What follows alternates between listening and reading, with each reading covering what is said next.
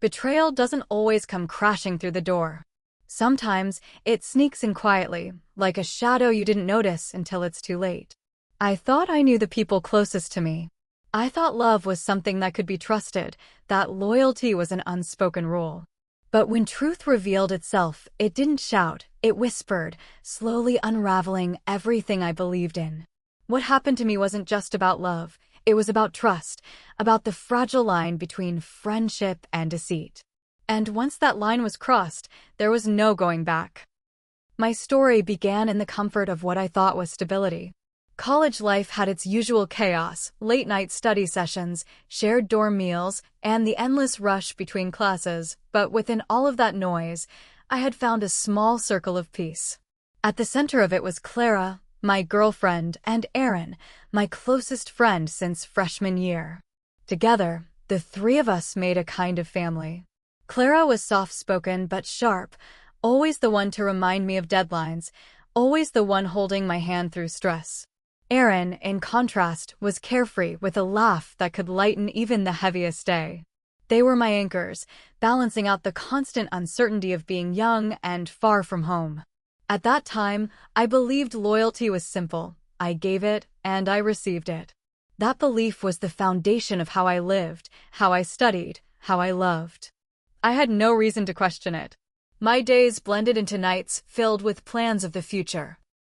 Where we would work, where we would live, and the promises of never letting each other down. But beneath all of that comfort, something subtle had already begun shifting. Small details I overlooked, little absences I excused, silences I filled with my own trust. Betrayal doesn't announce itself with fireworks. It plants seeds in the quiet. Seeds that grow only when you're too distracted to notice. It started with the whispers of change.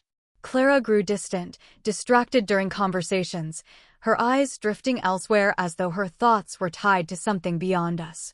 I chalked it up to stress, the overwhelming demands of exams and projects. Everyone had their seasons of silence, I told myself. Aaron, too, had changed in ways I couldn't quite define. He seemed busier, always rushing somewhere, always leaving messages unanswered until hours later. I tried not to connect the dots. Why would I? These were the two people I trusted most. Yet, late-night studying in the library grew lonelier. Clara began canceling plans, offering vague excuses. Aaron stopped dropping by for our usual late-night walks. The patterns became too synchronized to ignore. They weren't drifting away separately, they were drifting away together. The first real crack appeared when I spotted them across campus, not in the casual company of friends, but in the quiet closeness of two people sharing something private. They didn't see me, and in that moment, my heart told me what my mind refused to accept. Still, I clung to denial. Surely, I thought, it was nothing. Surely, they wouldn't betray me. But denial has a limit, and mine shattered when Clara stopped sitting beside me in class. Instead, I found her quietly slipping into a seat next to Aaron. A small detail, but one that carried the weight of 1,000 unspoken truths. The truth came crashing down one evening I can never forget. It was raining, a heavy, relentless storm that seemed to mirror the weight in my chest. I had left my umbrella in Aaron's car a week earlier, and, desperate to avoid the downpour, I headed toward his apartment to retrieve it.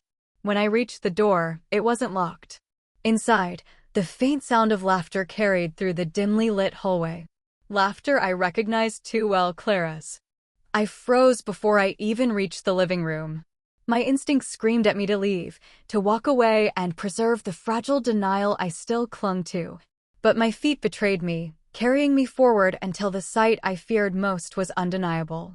There they were, Clara and Aaron, together in a way that erased any possibility of innocence.